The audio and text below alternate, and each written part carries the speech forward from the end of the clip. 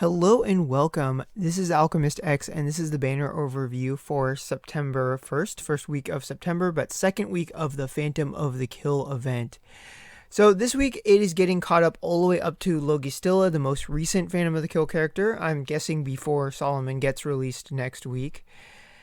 This week is not bad, especially if you're not looking forward to Solomon. There are some good viable alternatives such as Ragnarok or Lisanot. In addition, if you're after some Holy Guard mementos, there's a good banner for that too. So let's go ahead and jump in. I don't think that the paid banners are particularly noteworthy. If you're the type to do reroll banners, there's versions of that with the Phantom of the Kill units, but otherwise typical reroll stuff. As usual for the 3 steps, I don't think they're worth doing unless it's a special circumstance, as in an easy way to get 25 shards of a unit for whatever reason. But there are 9 steps for all of the units, so there are 3 steps, and so as far as acquiring the unit, I always think that's the better solution, especially when transmutation is not going to be an option like it isn't with Ragnarok. So let's jump to this 9-step 10 summon. So if for whatever reason, be that design love or just using out of disregard for meta, etc., you really like older Phantom of the Kill units. I mean, the Killer Princesses can still be potentially useful. They are overshadowed by the newer units, but they're not unusable. If you need a ton of shards of them, then this banner can be good for that. Otherwise, everyone else should just ignore this. There is a coin banner for Phantom of the Kill, so I don't look at this as being good for trying to obtain it. If you do, then that's great. But it's really, I would just focus this more if you have somebody you're already raising and you really want to get them enlightened, especially if you're really, really low on otherworldly enlightenment shards, because one of the main draws of using Phantom of the Kill units is that if you're short on shards for them, especially if their shards are hard to get, like Lisanot or Tiferet, you can supplement that with otherworldly shards, but those are also fairly hard to come by.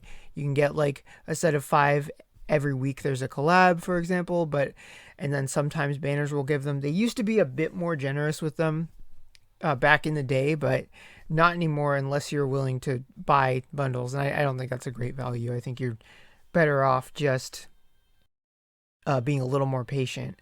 But if raising one of them is your priority, then this is a good banner. But otherwise, it's going to be a skip for most people. So yeah, 9 steps. Ragnarok, Logistilla, and then a split one between Cassius and Lisanot. It is worth noting that regardless of which one you choose, there is still going to be the possibility of acquiring the other ones. Mostly that's just an added bonus kind of thing. Okay, that is not loading.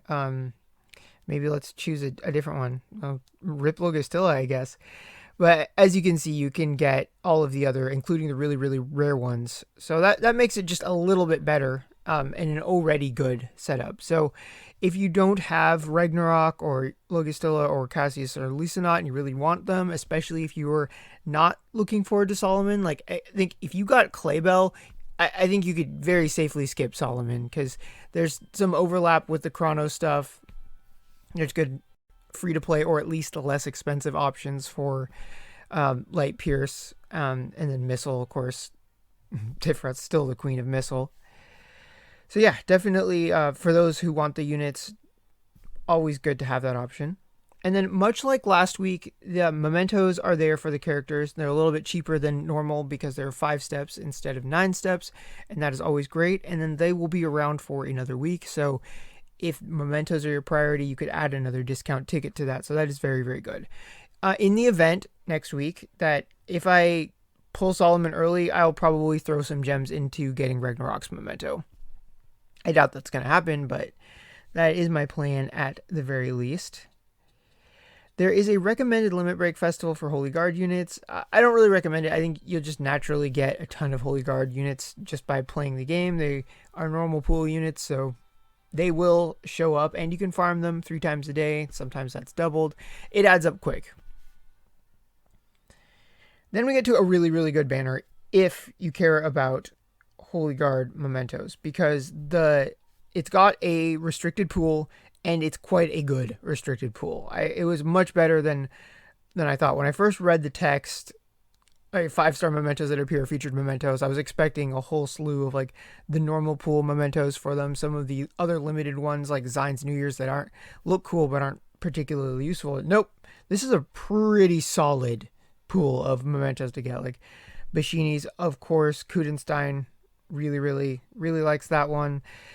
Yaris as well. Oh, and of course Catanova, turning him into a much more unkillable unit. So if Holy Guard is your priority, this is a really excellent banner. So it might not deter you if you are more interested in Phantom of the Kill, but if you are not, then this definitely gets my endorsement. And then as far as older stuff, the other Phantom of the Kill units who had their memento banners previously are rerunning for the rest of this week. So if you were hoping to burn a discount ticket on that, that is still an option. But otherwise, that's it. Just typical rerun stuff. Now it's just count the days until Solomon shows up. So if you are summoning, I wish you good luck, and I will see you all next time.